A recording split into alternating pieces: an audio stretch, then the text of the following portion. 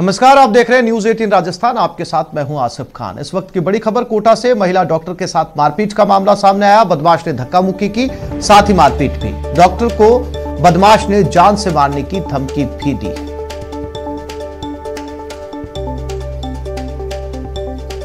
तस्वीरों में आप देख सकते हैं, ये महिला डॉक्टर है।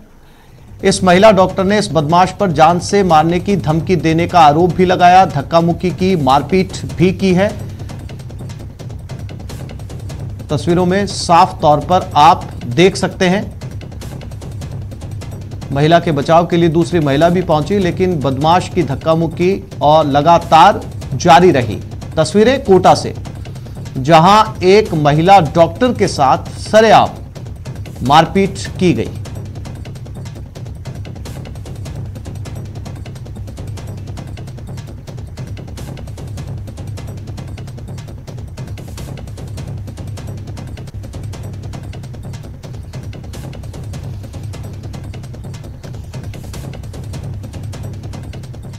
यह खबर जोधपुर से है। एमडीएम अस्पताल में मधुमक्खियों ने हमला कर दिया। अस्पताल में अफरा तफरी मच गई। मधुमक्खियों के हमले में 12 लोग घायल हो गए। मधुमक्खियों के हमले में 2 डॉक्टर नर्सिंग कर्मी भी घायल हुए हैं। जोधपुर के अस्पताल में मधुमक्खियों ने अटैक कर दिया और इस अटैक के बाद ऐसी अफरा तफरी मची कि 12 लोग घायल हो गए, जिसमें डॉक्टर और नर्सिंग कर्मी भी शामिल हैं। हॉस्पिटल परिसर में ही मधुमक्खियों का छत्ता था।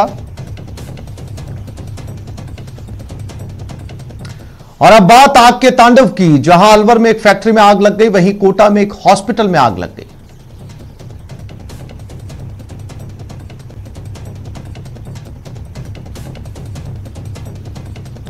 दो तस्वीरें, फैक्ट्री के अंदर लगी हुई आग और दूसरी तरफ कोटा में अस्पताल में आग लग गई। तो अलवर में भीषण अग्निकांड हुआ। फैक्ट्री में यह आग लगी। ईपीआईपी में आकृति कंपनी में यह आग लगी। मौके पर फायर ब्रिगेड टीम पहुंची। आग बुझाने में दमकल की टीम लगी। नीमराना के औद्योगिक क्षेत्र की यह घटना बताई जा रही है। पूरी फैक्ट्री जलकर राख हो गई।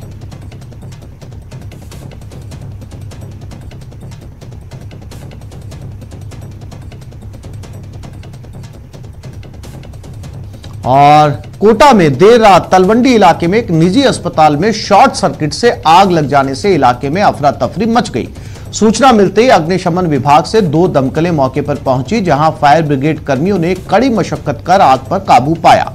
आग लगने की वजह शॉर्ट सर्किट बताई जा रही है। वहीं आसपास के लोगों में भीषण आग लगने से दहशत का माहौल था। फिलहाल पुलिस मामले की जांच कर रही है।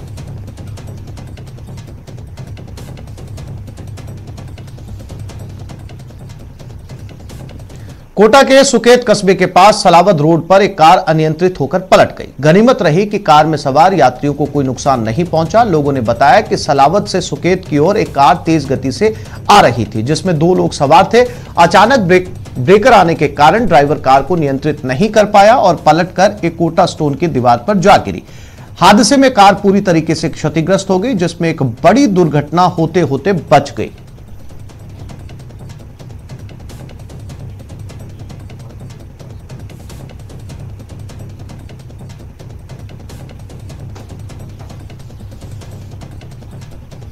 भरतपुर कस्बे के कुम्हेर गेट पर 2 पक्षों में आपसी विवाद को लेकर विवाद हो गया, जिसमें 4 महिलाओं समेत 8 जने घायल हो गए, जिनको उपचार के लिए सामुदायिक स्वास्थ्य केंद्र में भर्ती करवाया गया है। सभी लोग गंभीर रूप से घायल हैं। तस्वीरों में आप देख सकते हैं, अस्पताल में पहुंचे घायल दर्द से तड़प रहे हैं।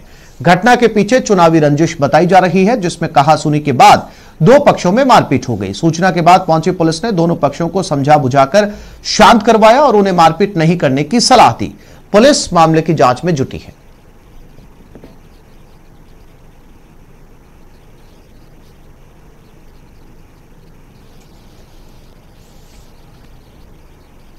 और टोंक में एक भतीजे ने चाचा पर ईंट से हमला कर उन्हें गंभीर रूप से घायल कर दिया। बताया जा रहा है कि चाचा ने भतीजे को किसी के साथ दुर्व्यवहार न करने की सलाह दी।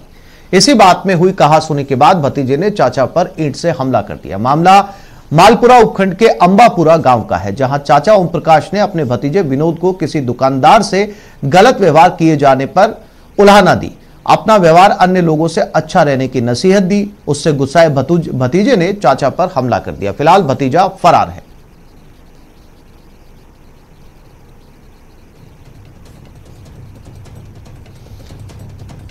तो ये आपसी रिश्तों में आई दरार की कहानी है, जिसमें चाचा अपने भतीजे को समझाता है सामाजिक व्यवहार के लिए, लेकिन भतीजे को यह बात नागवार गुजरती है और भतीजा अपने ही चाचा के ऊपर हमला कर देता है। फिलहाल भतीजा हमला करने के बाद फरार है।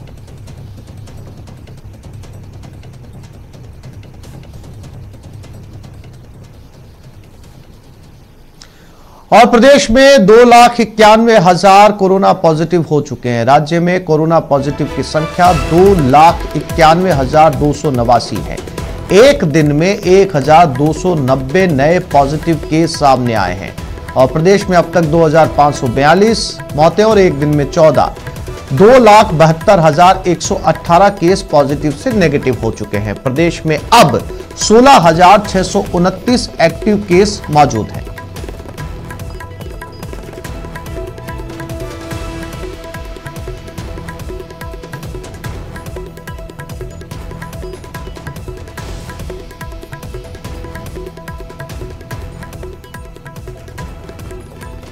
और इसी खबर पर ज्यादा जानकारी के लिए बात करते हैं। जोधपुर चंद्रशेखर व्यास हमारे साथ जुड़ गए हैं।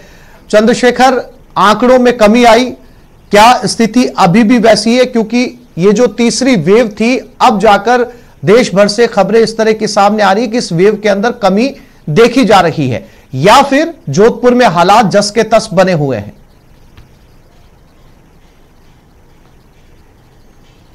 देखिए, अगर बात करें जोधपुर शहर की, तो जो तीसरी वेव आई है उसमें कहीं ना कहीं पूरे शहर को बड़ी राहत मिलती नजर आ रही है। अगर बात करें तो जो आंकड़ा है वो करीब आज जो कल जो चिकित्सा विभाग ने जारी किया था उसमें 120 पॉजिटिव मरीज दर्शाए गए थे।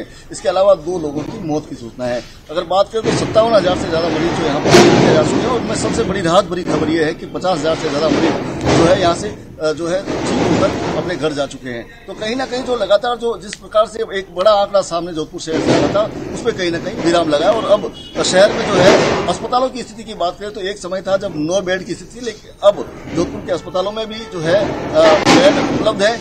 इसके अलावा जो जोधपुर शहर में नई व्यवस्था शुरू की गई थी उसको लेकर की अपने डे केयर की, सुबह आओ और शाम को इंजेक्शन वगैरह लगा के घर चले, इसका भी कहीं ना कहीं जो है जोधपुर के अस्पतालों में जो मरीजों का भार था कमी आई है। तो जोधपुर शहर में कहीं ना कहीं अब राहत भरी खबरें सामने आ रही है। लगातार जो है जो आंकड़ा है वो नीचे जा रहा है और जो कोरोना के मरीज जो है कम चिन्हित हो रहे हैं। जी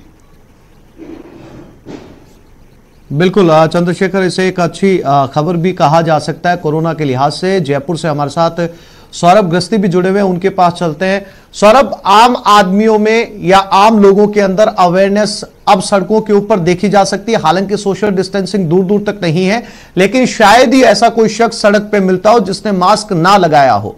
लोगों के अंदर इस चीज को लेकर अवेयरनेस बढ़ी है। शायद यही वजह है कि अब जो है वो आंकड़े उतने ज्यादा डरावने नहीं हैं। सौरभ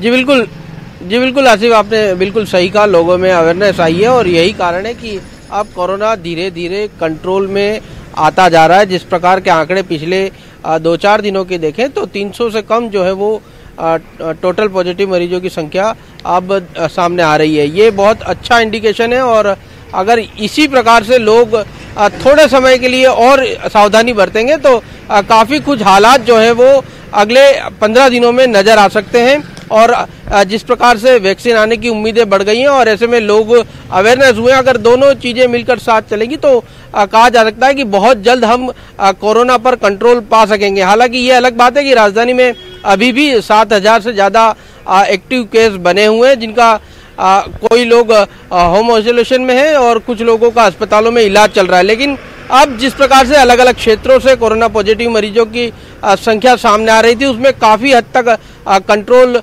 नज़र आ रहा है। और जिस प्रकार के विशेषज्ञों का मानना है कि अगर यही हालात बने रहे तो बहुत जल्दी कोरोना पे कंट्रोल पाया जा सकता है। राजधानी जयपुर के अलग अलग शहरों की क्षेत्रों की बात करें तो क्षेत्रों में कहा जा सकता है कि ज़्यादातर लोग मास्क पहनकर घूम रहे हैं या फिर अपने कामकाज के लिए निकल रहे हैं, लेकिन कुछ लोग अभी भी ऐसे हैं जो इसको मजाक में ले रहे हैं, उसको लापरवाही बरत रहे हैं और ये अभी भी नहीं समझ पा रहे हैं कि कोरोना किस प्रकार से खतरनाक हो सकता है। तो ये कुछ तस्वीरें जो है वो राजधानी के अलग अलग क्षेत्रों से सामने आ रही हैं। जी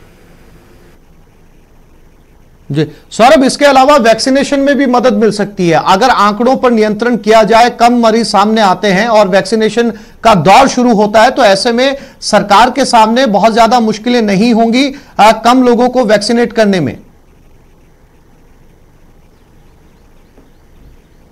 बिल्कुल आपने सही कहा, क्योंकि देखिए वैक्सीन लगाना कोई आसान बात नहीं है, क्योंकि जिस प्रकार से इतनी ज्यादा संख्या है, जनसंख्या हमारे देश में, और ऐसे में अगर ज्यादा लोगों को लगाएगी तो ज्यादा मुश्किलें, क्योंकि सरकारों पर भी ज्यादा बोझ आएगा इसका। लेकिन अगर ये हालात कंट्रोल में रहते हैं तो कम लोगों को लगानी पड़ेगी, कम तैयारियां जो है वो करनी पड़ेगी। तो ये अच्छी बात है कि अगर ये धीरे धीरे कम होता है, 250 से कम जो है वो राजधानी में अब मामले हो चुके हैं, और उम्मीद की जानी चाहिए कि ये जो दर है वो धीरे धीरे और कम हो, ताकि ना सिर्फ राजधानी, प्रदेश और देश भी कोरोना से मुक्त हो पाए। जी जी आप दोनों साथियों का बहुत शुक्रिया हमसे जुड़ने के लिए, तमाम जानकारी देने के लिए।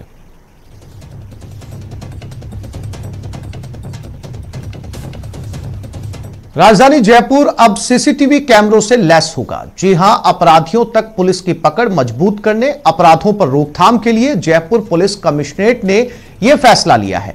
इस फैसले के बाद राजधानी के मुख्य बाजारों, व्यावसायिक बिल्डिंग्स, पेट्रोल पंप, एटीएम जैसी जगहों पर अनिवार्य रूप से सीसीटीवी कैमरे लगाना जरूरी होगा। एडिशनल कमिश्नर राहुल प्रकाश ने बताया कि धारा 144 के अंतर्गत ये आदेश जारी किए गए हैं। आगामी 15 दिनों में अनिवार्य रूप से मुख्य जगहों पर सीसीटीवी कैमरे लगाने के लिए कहा गया है। अभी पुनः उस आदेश को रिवाइज किया गया था, और जितने भी व्यावसायिक प्रतिष्ठान हैं, चाहे वो दुकान हो, मॉल हो, पेट्रोल पंप हो, एटीएम्स हो, उन सभी पे सीसीटीवी लगाए जाने के आदेश जारी किए गए कमिश्नरेट की तरफ से धारा 144 के अंतर्गत। और जो भी लोग इसकी पालना नहीं करें उनके खिलाफ 188 आईपीसी के अंतर्गत मुकदमा दर्ज होगा। इसके अंदर एक नया जो हमने इस बार जोड़ा है वो है मल्टी स्टोरी जो रेजिडेंशियल कॉलोनीज है। और कोटा में अंडे बेचने वाले युवक पर पुलिस के आरोपी एएसआई का डंडे बरसाने वाला वीडियो वायरल होने के बाद सिटी एसपी ने कार्रवाई करते हुए उसको निलंबित कर दिया। वायरल वीडियो की खबर न्यूज 18 राजस्थान ने प्रमुखता से चलाई थी, जिसके बाद पुलिस प्रशासन हरकत में आया और सिटी एसपी विकास पाठक ने बोरखेड़ा थाने में तैनात एएसआई मोहम्मद शरीफ को निलंबित कर दिया। वीडियो में साफ देखा जा सकता है कि खाकी का नशा इस कदर चढ़ा कि एएसआई ने अपना आपा खो दिया और कानून कायदे को ताक पर रखकर इस ठेले वाले पर जमकर डंडे बरसाए।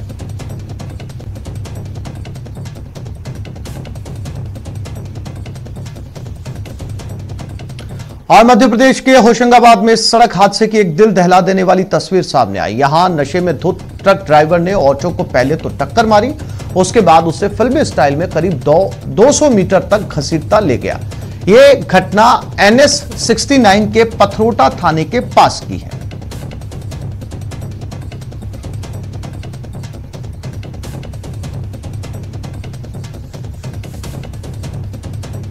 ये होशंगाबाद की तस्वीरें आप देख सकते हैं कि किस तरीके से इस छोटी वैन को ये ट्रक अपने साथ घसीटता हुआ ले गया। आमतौर पर ऐसे नजारे बॉलीवुड की फिल्मों में आपने अक्सर देखे होंगे, लेकिन ये नजारा बिल्कुल रियल है, होशंगाबाद MP का।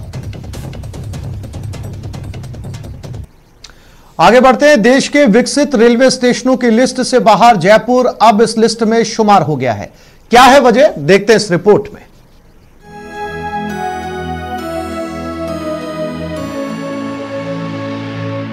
वर्षों का इंतजार हुआ खत्म। जयपुर से पहली बार इलेक्ट्रिक इंजन से चलेगी ट्रेन। देश के विकसित रेलवे स्टेशनों में शुमार होगा जयपुर। समय की होगी बचत। जी हां, जयपुर में इलेक्ट्रिक ट्रेनों के चलने का लंबे समय से किया जा रहा इंतजार अब खत्म हो गया है। 14 दिसंबर से पहली बार जयपुर से प्रयागराज के लिए इलेक्ट्रिक इंजन से ट्रेन चलेगी। ये ट्रेन जयपुर से दोपहर 3:20 पर रवाना होगी। ये इलेक्ट्रिक ट्रेन 110 किलोमीटर प्रति घंटे की रफ्तार से दौड़ेगी।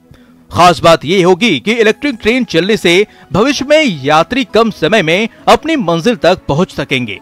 हालांकि फिलहाल ये ट्रेन डीजल इंजन से आवागमन में लगने वाला समय ही लगाएगी। अब अधिक से अधिक ट्रेनें जयपुर से इलेक्ट्रिक पर चल सकेंगी और इस प्रकार डीजल कर्षण का बोझ कम होगा। इससे उच्च कार्बन उत्सर्जन पर अंकुश लगाने में मदद मिलेगी। रेलवे के लिए ये किफायती होंगी और अधिक तेजी से दौड़ सकेंगी। ये ट्रेन उत्तर मध्य रेलवे की है, जो कि जयपुर से हर रोज इलेक्ट्रिक इंजन के जरिए संचालित होगी। इलेक्ट्रिक ट्रेन डीजल ट्रेन की तुलना में मालगाड़ियों के लिए लगभग 1/4 गुना और यात्री गाड़ियों के लिए लगभग 1/2.5 गुना तक सस्ती होती हैं। हालांकि फिलहाल यात्रा के दौरान डीजल इंजन की तुलना में कम होने वाले खर्च से रेलवे को ही फायदा होगा। यात्रियों को उतना ही किराया देना होगा। न्यूज़ 18 राजस्थान के लिए जयपुर से आसिफ खान की रिपोर्ट। और अब सीधा रुख करते हैं बीजेपी प्रेस कॉन्फ्रेंस की तरफ। माननीय प्रधानमंत्री जी द्वारा प्रयास किए जा रहे हैं, लेकिन चिंता की बात यह है कि विपक्ष की पार्टियां, प्रमुख रूप से कांग्रेस, जिन्होंने सदैव किसानों को ठगा ही है, धोखा दिया ही है, उनके लिए कभी भी कुछ भला नहीं किया, वो अभी किसान आंदोलन को हवा दे रहे हैं। मैं बताना चाहूंगा कि अधिकांश 99% से अधिक किसान आज मोदी जी के साथ खड़े हैं।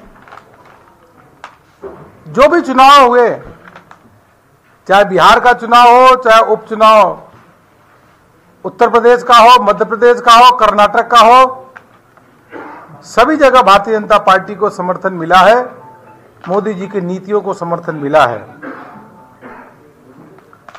और कांग्रेस पार्टी जो 4 दिसंबर 2012 में जो कपिल सिब्बल ने खुद पार्लियामेंट में बोला था कि कृषि बाजार को खोला जाए, वह कांग्रेस पार्टी विरोध कर रही है। कांग्रेस पार्टी के जो मैनिफेस्टो है उसके पेज नंबर 18 में स्पष्ट लिखा गया है कि आवश्यक वस्तु अधिनियम को समाप्त करेंगी, वह आज विरोध कर रही है। इसके अलावा राहुल गांधी ने खुद 27 दिसंबर 2013 को यह कहा था कि एमएसपी की बहुत सारे जो फल फूल इत्यादि बहुत सारे वस्तुएं हैं उनको डिलीट कर देना चाहिए एमएसपी से। और आज कांग्रेस पार्टी जो कृषि सुधार जो एक्ट बना है, जो किसानों के जीवन में आमूलचूल परिवर्तन लाएगा, अपने निहित स्वार्थ के लिए उसका विरोध कर रही है। हम उनकी निंदा करते हैं। कुछ तो कम्युनिस्ट पार्टी भी, अलगाववादी संगठन भी आजकल वह भी अपनी रोटी सेकने का काम कर रहे हैं। अलगाववादी संगठन, कम्युनिस्ट के लोग हमेशा देश विरोधी, देश के प्रगति की जब बात आती है उसका हमेशा कहीं न कहीं उसको विरोध करने का काम करते हैं, षड्यंत्र करके। अब एक किसान जानते हैं, किसान को विश्वास भी है कि देश के आजादी के बाद किसानों के अकाउंट में अगर पैसा सीधे डालने का काम किया है, 6,000 रुपए प्रतिवर्ष, 10 करोड़ 62 लाख किसानों के अगर अकाउंट में सीधे पैसा देने का काम किया है तो मोदी सरकार ने किया है। और वह 6,000 में से 5,999 नहीं बल्कि 6,000 का 6,000 गया है, जबकि कांग्रेस के जब शासन में स्वयं उस समय राजीव गांधी जी बोलते थे कि 15% ही पैसा पहुंचता है, 85% पैसा गायब हो जाता है। लेकिन यह मोदी सरकार है कि 100% पैसा एक उनके अकाउंट में पहुंच रहा है। खरीद यूपीए के समय से हमारी सरकार का 6 गुना खरीद बढ़ी है। 1,34,399 करोड़ रुपए की खरीद हमारी सरकार ने की है, 6 गुना अधिक। एमएसपी बढ़ाने की बात हो तो स्वामीनाथन कमेटी की रिपोर्ट मानने का कोई काम किया है तो मोदी सरकार ने किया है। लागत से 1.5 गुना दाम एमएसपी किया तो माननीय प्रधानमंत्री मोदी जी। मैं एक दो उदाहरण जैसे बताना चाहूं। गेहूं का जब यूपीए की सरकार थी तो 1,400 रुपए एमएसपी हुआ करता था, यह नरेंद्र मोदी जी हैं, जिन्होंने 1975 करने का काम किया और उसके बाद चना का जो 3100 रुपए दाम होता था उसको 5100 रुपए करने का काम अगर कोई किया है, इतनी भारी बढ़ोतरी तो यह नरेंद्र मोदी जी ने किया।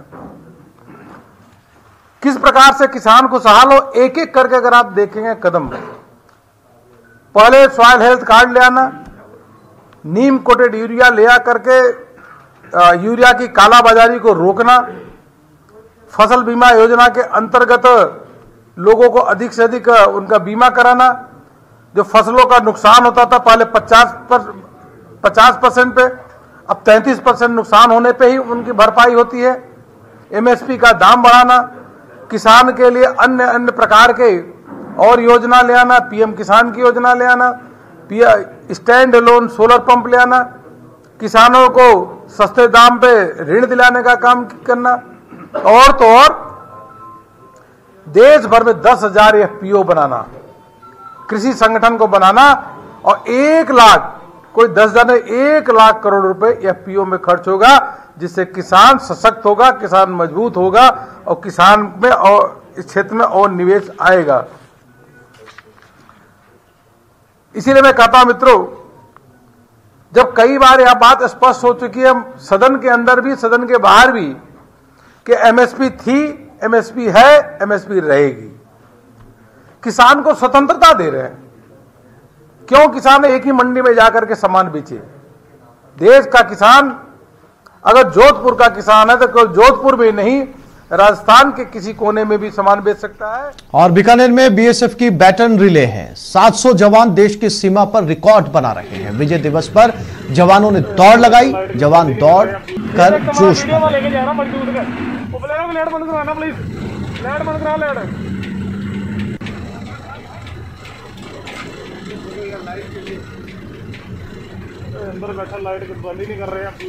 और इसी खबर पर ज्यादा जानकारी के लिए हमारे साथ बीकानेर संवाददाता सतवीर सिंह इस वक्त जुड़ गए, उनसे बात करते हैं।